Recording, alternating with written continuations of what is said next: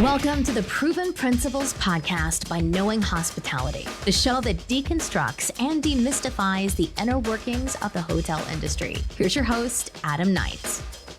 Hey everyone, thanks for listening to the show. My guest today is Josh Kopel. He's the owner of Preux and Proper, CEO of Flow Hospitality, and host of the Full Comp podcast. I asked Josh to come on the show today to talk about what is essentially pivoting. Not long ago, Josh wound down Preux and Proper, a restaurant in downtown LA. And he's got great perspective on what that process was actually like and how he came to the decision to do it. I think that there's a ton of really, it's not just an interesting story, but there's a lot of really good information and lessons learned through the process that I think translate in the podcast here to people who may be facing some of the same challenges.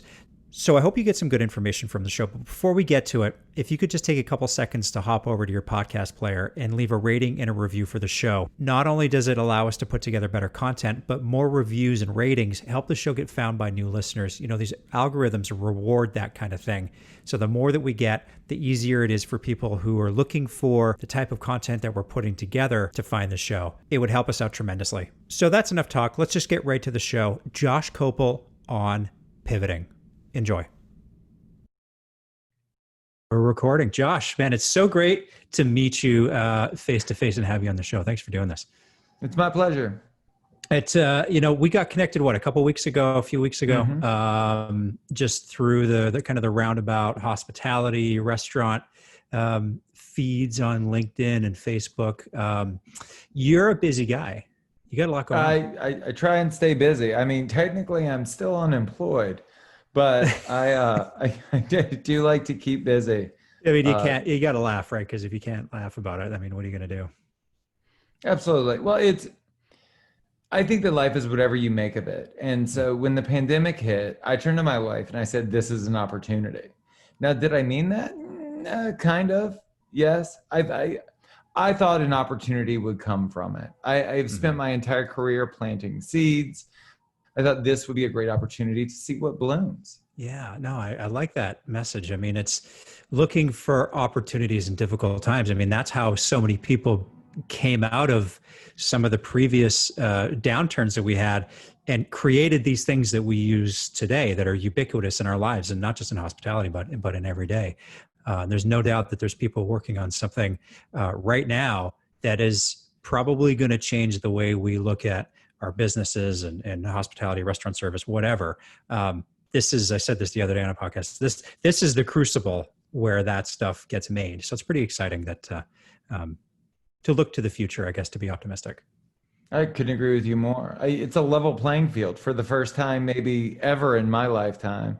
Billionaires are millionaires, millionaires are 100,000aires, 100,000aires are broke.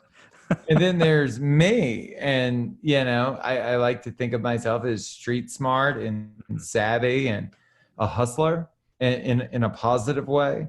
And so especially as a restaurateur, we thrive in adverse conditions. Yeah, there's no doubt. So you've got your hands in Preux and Proper. Yes. Got your hands in Flow Hospitality.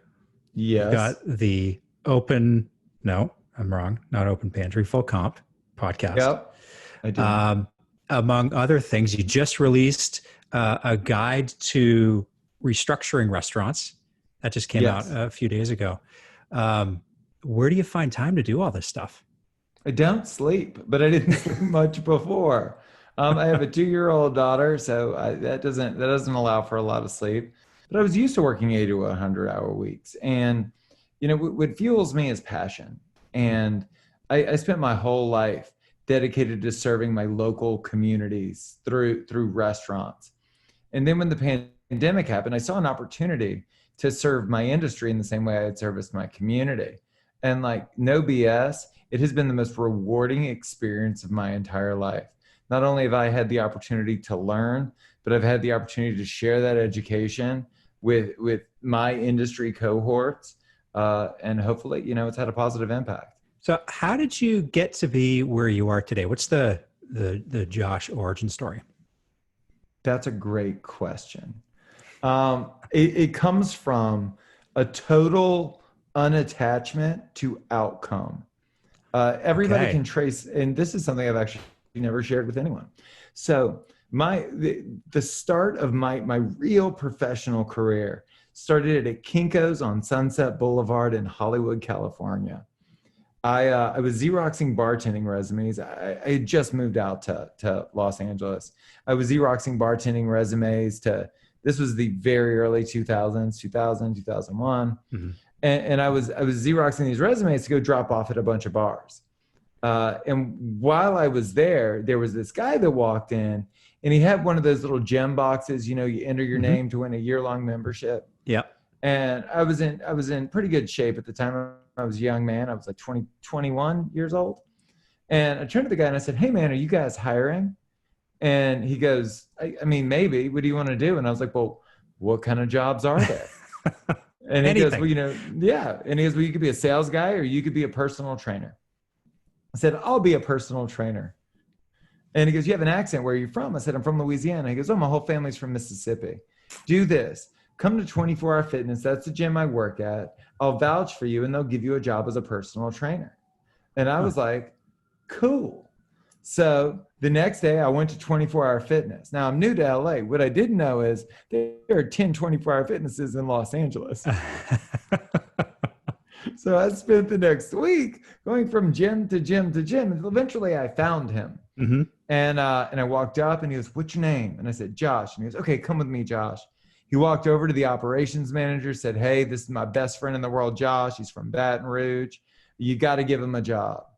And I got that job. And that was my first job in LA. And the reason it's meaningful is this.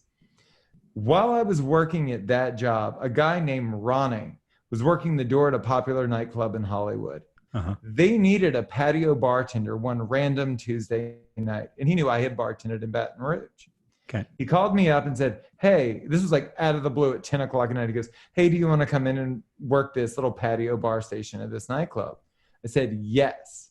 Out of the blue, put on my pants, went out there, did the job, did a great job with the job. Ended up general manager of that nightclub six weeks later. Oh my God. From that nightclub, I got a bug in my ass to start a clothing line because I was inspired by one of the celebrities that came in to start a clothing line. Started a clothing line, leveraging my relationship with those celebrities to grow to 8 countries, almost 1,000 doors in the U.S. We sold through Barney's New York, Nordstrom, Kitson. We were in all of the major boutiques. 3 years later, I licensed that to buy my first bar in Hollywood. Bought that bar in Hollywood, ran that for 10 years. My sophomore effort was Preux and Proper, a location I found because it was located across the street from my office when I owned a clothing line in downtown LA. And the reason I tell you that long, exhaustive, boring ass story is this. Had I not asked that dude at Kinko's if they were hiring, I don't know where I would be today. Just ask the question, right? So many people get paralyzed by that. The fear of rejection, the fear of looking stupid. I don't know what it is, but what is it? The Wayne Gretzky quote: "You you don't make 100% of the shots you don't take." You got to ask. I've never been afraid to fall on my ass. I've never been afraid to ask for help. I've never been afraid to be vulnerable. And it's almost like a superhero-esque quality. It kind of is, right? Yeah. And I mean, in these days, man, everybody's kind of in the same boat one way or another, and asking for help can lead you, especially today, down these paths that you may not even know are there. You just need someone to kind of light the way for you. Well, and when you look at the utter decimation of the hospitality industry, whether we're talking about travel, food and beverage, or hotels and accommodations, what you see is this. You see a bunch of people that were pretending to do much better than they were, and they were afraid to ask for help because they were afraid of being judged. I am as guilty of that as the next person, which is why I started the show. Because the show wasn't about anyone other than me saying, I don't understand this. I don't know how I ended up here. I'm not in a great spot. I can't imagine I'm alone. And I asked everyone I had idolized in the industry what they thought about that. Mm-hmm. And today, that's led to kind of coming out and being a voice for the industry, for change that needs to happen in the industry, for providing learning and development opportunities for people. I mean, it seems like you've really pivoted into an area that hasn't had a lot of attention in our industry in the past, but I think people have been quietly begging for it for a long time. It all starts with a foundational question, right? Like, what would this look like if it was simple? Why is it that in my industry, I have to work 80 to 100 hours a week to break even? Why is it impossible for me to create any distance between me and my own business when there are some people that make millions of dollars and they don't even run their own business? Mm-hmm. Why is it that I can top line $3.4 million, true story, and net out less than 10%? Mm-hmm. Yeah. And like, do you know how many things you can go do and make $300,000 that don't require soul-sucking work, 80 to 100 hours a week? Yeah. But there's this weird badge of honor at the same time, or there was, about, putting in that number of hours and hustling and working that hard and not recognizing the cost of that on the backside, because it does come at a cost. You could put all of your time and energy into building your career in hospitality, but you don't have energy for everything, and things eventually start to fall away. They do. There's a cost associated with it. So Preux and Proper is officially closed for now. It will not reopen in the location that it was in originally. I wrote an op-ed for LA Weekly talking about it. And what I talked about in this lengthy article wasn't about losing the restaurant. It was about everything I traded to keep the restaurant. Mm. And I think that we've all made those sacrifices. And at the end of the day, one of the big aha moments for me, once I started spending more time with my family during the pandemic, was that they weren't the big losers when I wasn't around. Mm-hmm. I was the big loser. My daughter's never going to remember what it was like to be 1 or 2 or 3. But in not being around, I won't remember what she was like at 1 or 2 or 3. Right. And that's a tragedy for me, not for her. Right.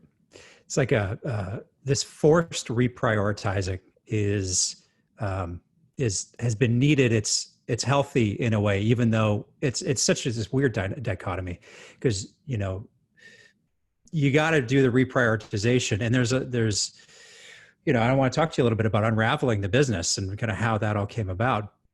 That's really difficult to do, but the benefits on the other side, the time you get with your family and the development of your other side of what you're trying to do here is positive. So I guess there's this push and pull right now that can be hard to get your head around.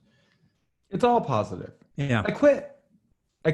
And I quit because I looked at it and I said, this isn't for me anymore. And I didn't care how much time I had put into it. I didn't care how much money I had put into it. There is courage in strategic quitting and looking at your life and saying, this isn't working for me. And I can tell you, even though it was time intensive, it was laborious to unwind the business. Mm-hmm. The hardest part was making the decision. After that, the past is prologue, right? At that point, you're just easily unwinding something that no longer needed to exist, at least in my life. So how did you get to that point where you eventually made the decision Preux and Proper has to close? The decision, so here's what's interesting. The decision had less to do with Preux and Proper has to close and more to do with Preux and Proper needs to change. Mm. And not really knowing what the future landscape of hospitality looks like. I thought we were adventurous in choosing to open 2 blocks off Skid Row in a 100-year-old building that's 6,000 square feet across 2 stories in a burgeoning community. You feel like an explorer. You feel like you're committing to something that has the potential to have long-term resonance. But I don't know what the future of downtown looks like, or the future of that neighborhood, or the future of communities in general relative to independent restaurants. I don't know what our product mix looks like. And we used to charge almost $30 for a plate of catfish. I don't know if people want that anymore. What I do know is that I need flexibility to figure that out. And having a leasehold that was $21,000 a month is not going to give me the flexibility I need. I just watched you swallow your tongue, Adam. Like, but seriously, $21,000 a month. Like, your options are incredibly limited, right? And I needed more options. And so in order to get those, because I'll give you a great example. So to do 3.4 million out of 6,000 square feet, with a new retail model paired with delivery and takeout, paired with cocktails to go, paired with dine-in, can I make the same money out of 3,000 square feet? I bet I can. Mm-hmm. And I bet I can do it with less overhead. Right. And so, but if you're saddled with 6,000 square feet, then the question isn't what's the most efficient business model. The question is, how am I going to pay my rent? The question is, right, how do I make sense out of this square footage? How do I utilize every square foot to make more money? And I just I don't want to answer those questions. I feel like I've spent my entire professional career asking the wrong questions. Restaurants are effectively, you know, the example of a 6,000 square foot restaurant operating in a 3,000 square foot place. That's a lot of restaurants have been forced to do that anyway. If you've got these capacity reductions, you know, you can run at 50% at best. That's not even really the case, right? It's usually around 20 or 25%, at least up here in Washington. And one of the things that I was hopeful and I was happy to see about in the summer, and now that the weather, at least in the Northwest, is starting to turn, all of the expansion of outdoor dining was great for these places. We saw, you know, streets getting closed down, expansion of terraces in places that they never existed before. The city really tried to do what they could so their restaurants could recoup at least a little bit of money when the weather was nice. Now that that's going away, you know, we're kind of back to where we were when this pandemic kicked off in terms of capacity and people not really knowing if they're going to stay open and whatnot. And one thing that I hadn't started looking at, this thought occurred to me today, is that in the Southern Hemisphere, a lot of restaurants, they're just coming out of winter and they're coming into summer. So they're dealing with what we dealt with. I wonder if there's anybody in the Southern Hemisphere that had started to kind of figure out the model of operating a restaurant when the weather's not great, when that outdoor dining goes away. Because in places like Seattle and the northern part of the country, that's a real issue that is about to be slapped on your plate.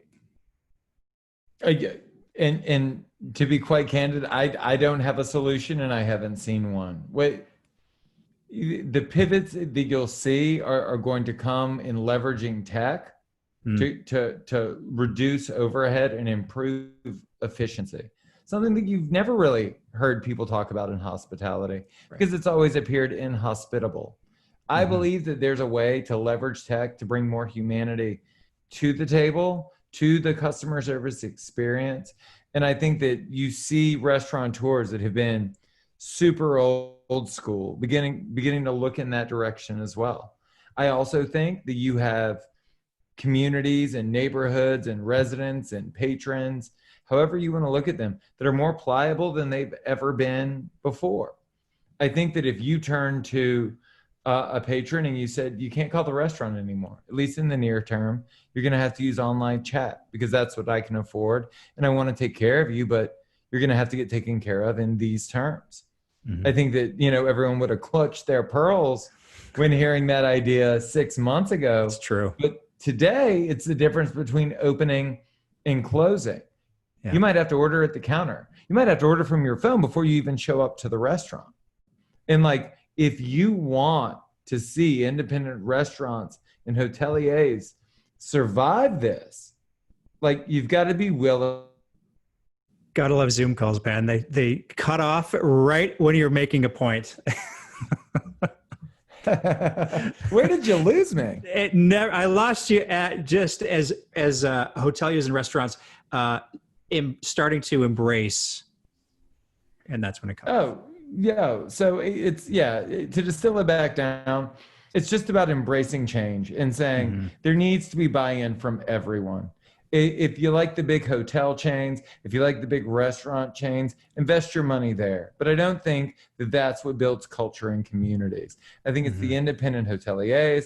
I think it's the independent restaurant owners that are really employing the residents in the area and really informing the culture of community. Yeah, I couldn't agree with you more. It's conquering the 5 feet around you. And hotels forever have resisted allowing locals into the building. If you're not a guest, you can't come in here.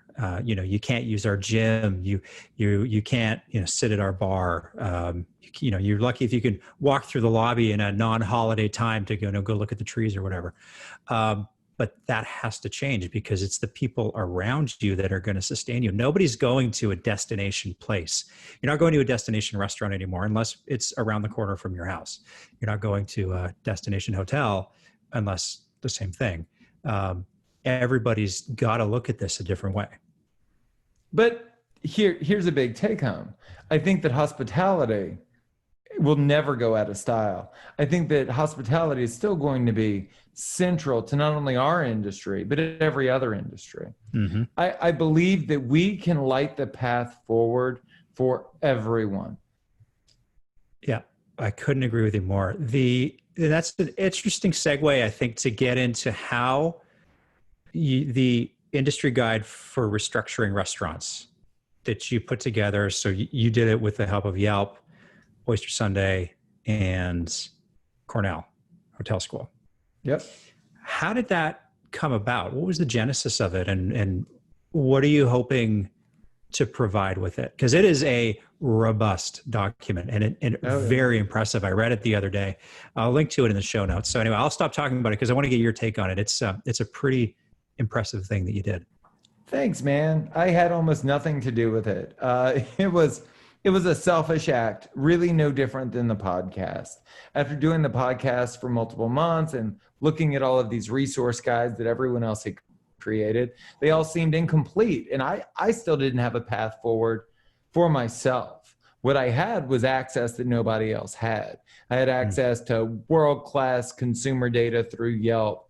And I had the team at Oyster Sunday and the dean of Cornell University on the show. With season 2, we interviewed John Taffer. So I reached out to him because, he's got his own plan for resetting America as well. And I asked everyone to supply in piece and in part, what was working for them? What are the strategies that we can utilize today to survive? And then, what's the plan to thrive post-pandemic? Mm-hmm. I don't see any point in bailing out a failed concept, a failed industry, a failed business model. Mm-hmm. Like if we're going to do this and we're going to do it right and we're going to invest our time and our effort in saving this industry, this needs to be a Phoenix type moment. We need to be reborn through fire into something new and different and better. And I think that for the hospitality industry, it requires adopting these foundational business principles that are utilized in every other industry but ours. And I think in the hotel and accommodation space, I think they need to begin to adopt that local restaurant mentality and say, we are here to serve guests from outside of the community, but we also have a central focus on serving our community as well. Mm-hmm. I can't tell you how many conversations I've been in boardrooms in hotels over the years talking about how do we get locals into our restaurant? Because for a long time, hotel restaurants, they've been relegated to amenities. They don't make any money. In a lot of cases, they lose a lot of money for a hotel, and there's a lot of reasons for that. They're very expensive. They're not easy to get to. And there's a perception issue that they're just not very good. And that's not the case. You've got some pretty incredible talent working in some of these hotel restaurants. Okay.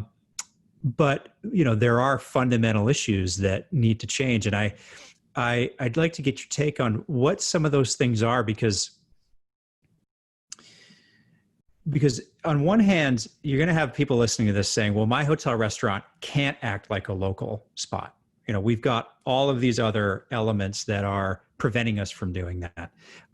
And the first one that comes to mind, maybe it's unionized. in a hotel, whereas a standalone restaurant down the street wouldn't be. What are some of the things for you that you're talking about with people out there that you'd like to see change in the restaurant space going forward? I think that's a great question. I think that where people are missing the boat, myself included, when I ran my restaurant, let's just talk about me. Because I don't want to solve anyone else's problems, because I don't know if I'm uniquely qualified to do that. But if I open Preux and Proper again tomorrow, we would have been less of a restaurant and more of a media company. So where I think we're all missing the boat as hoteliers, as restaurateurs, I think we're missing the boat by not effectively communicating with our audience.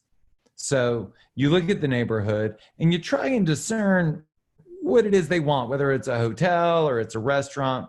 But ultimately, just like when you have a real live child, they will eventually tell you who they are, what they're about, what they want, what their needs are, and how they want you to function within their lives. Mm-hmm. And the same is true of a restaurant or a hotel within a restaurant, right? Mm-hmm. So the only way to know that is to start that conversation. And it starts with you, not with them. So I would have worked to have written blogs and recorded videos and, actively communicated with people through social media. It's never been easier to reach our neighborhoods, to reach our audiences. And I would ask, what do you think about what we're doing? Mm-hmm. This is the goal behind it. Are we hitting that target? I'll give you a great example. So there's this guy named Raul Vora. He started a company called Superhuman. It's an email client, and it's supposed to be like the fastest, most efficient email client in the world. And the way that he perfected his business model was he came up with this questionnaire that you can find online.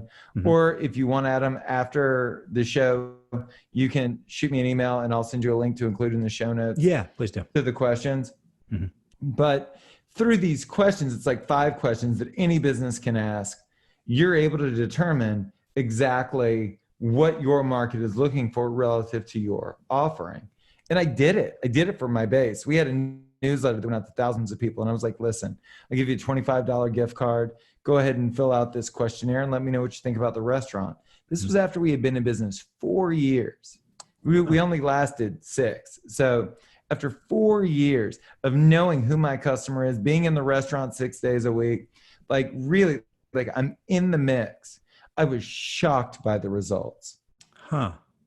Because I didn't know. Here's what I learned. I learned that happy hour for us was always an afterthought, and it was the most important service according to the 1,000 people that responded to that newsletter. Yeah. I was shocked. I had no idea. We had never really focused on it, and everyone said, what's your favorite service that we have? It's happy hour. It wasn't Sunday brunch, Saturday brunch. It wasn't dinner service. I mean, we were a dinner-only restaurant for forever. It was happy hour. And we had never thought about it. And everyone said, we feel like you could do a much better job with it. And my response was, well, no shit. We never thought about it. We had never tried. Right.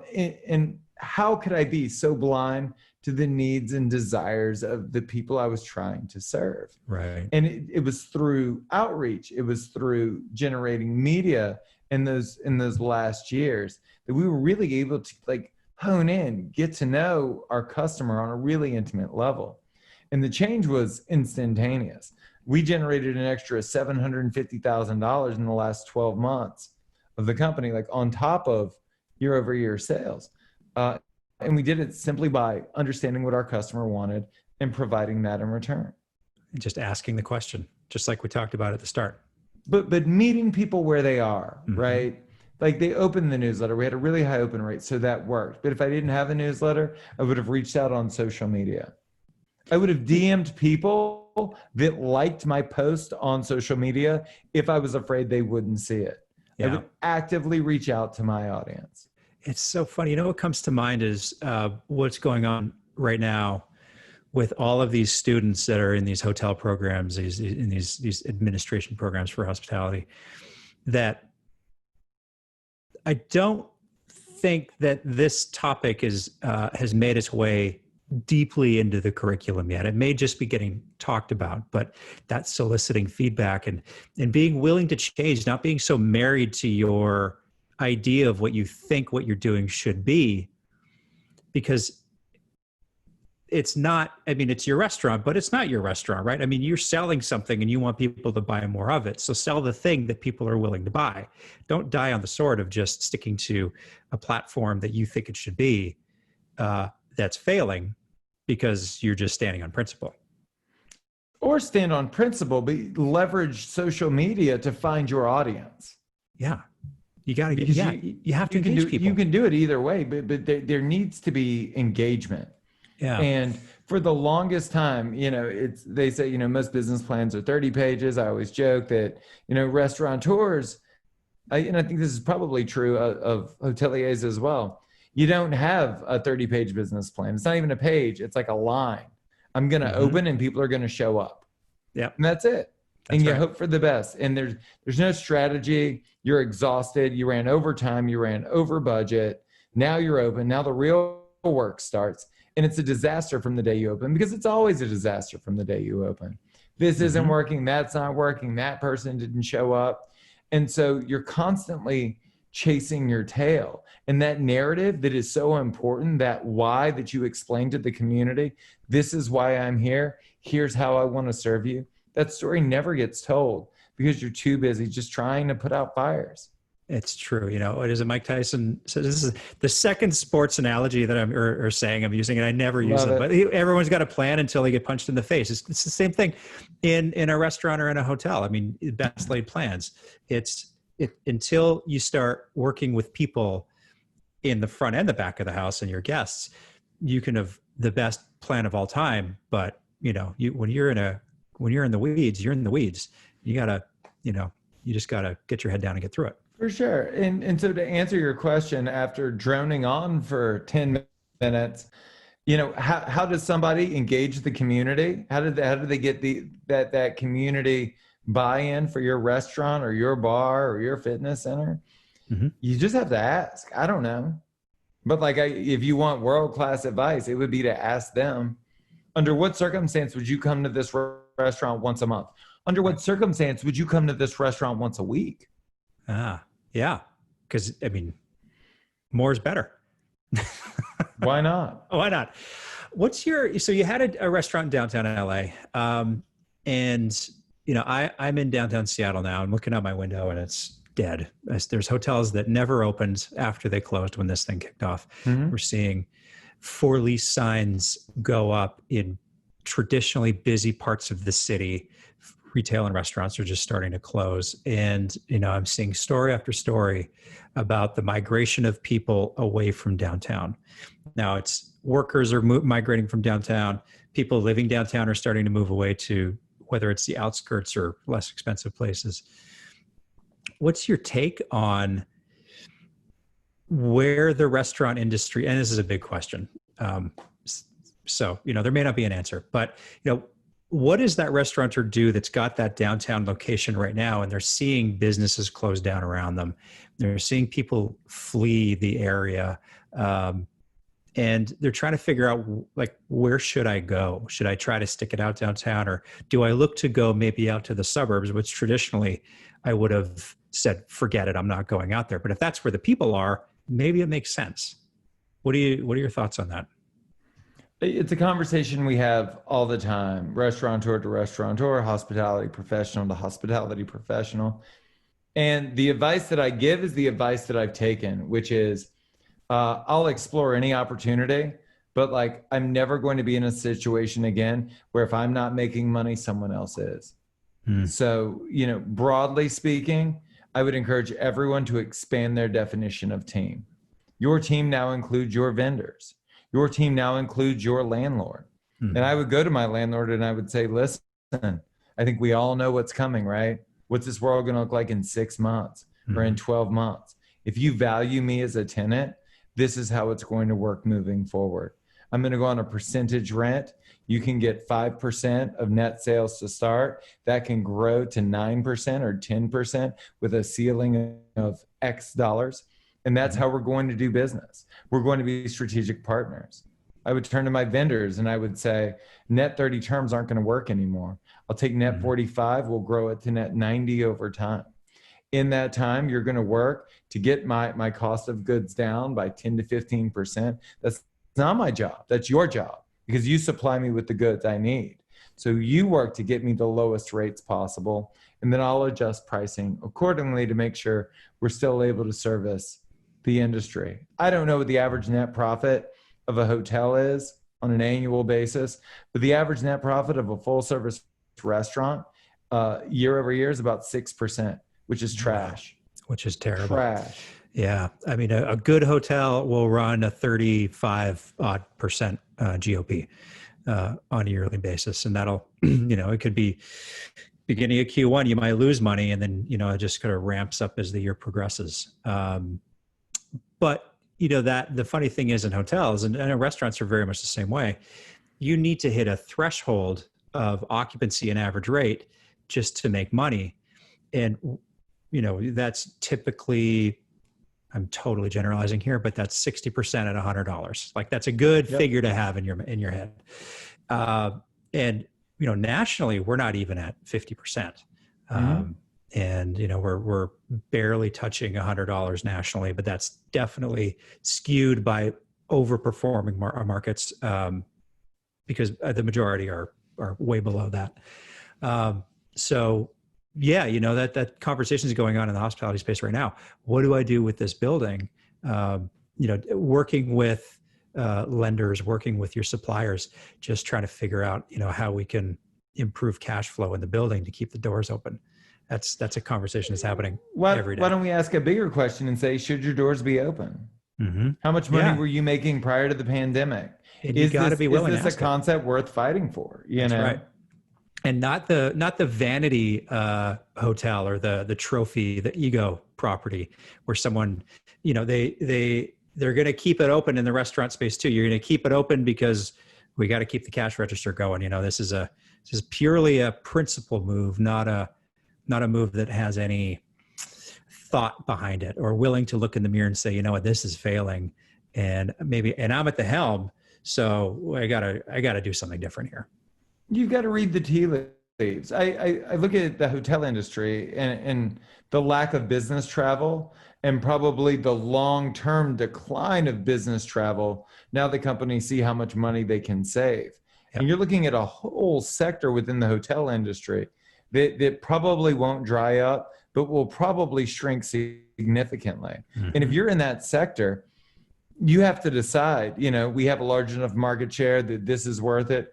Or you just say, not my bag. I'm not going to fight over these crumbs. Yeah. And there's nothing wrong with either decision, but you just have to know what decision you're making.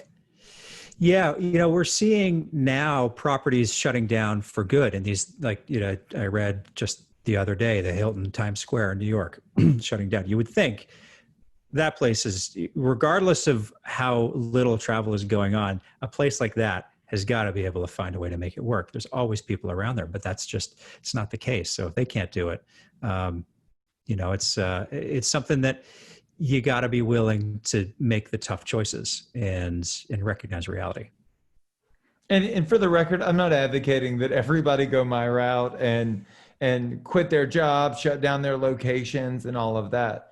But I am advocating that you see it as an option. And that you see that if your situation is untenable, or that you don't have the gusto to push forward, that you make the right decision for you. These are businesses. These are not, granted, the employment does affect living, breathing people, but you are not obligated as a business owner to sacrifice your own life, your own health, your own well-being, your own financial security, to ensure a dream that may never come to fruition. Yeah, it's interesting you bring that up, because a lot of business owners would maybe paralyzed by the sense of obligation to the people that have helped them build the business, the employees that have been there, and may make decisions that they think are in the best interest of everybody, but really they're not if you just scratch below the surface a little bit. And that's a hard decision to come to, but you gotta think about that these days. Well, and the other side's great. So, my master plan is to be super successful in the restaurant space and then make this pivot into media at some point down the road. I was going to move from Los Angeles to San Diego so I could be close to my in-laws. I wanted my daughter to go to school in San Diego. And it seemed like, with the family support system, it would be an easier life. Mm-hmm. And I had a plan to do that over the course of probably the next 5 years. I do that today. I'm mm-hmm. sitting here talking to you from a beautiful house in San Diego. And, my daughter's going to go to a great school once schools reopen, and my in-laws live a block away, and I'm producing the content that I always wanted to see.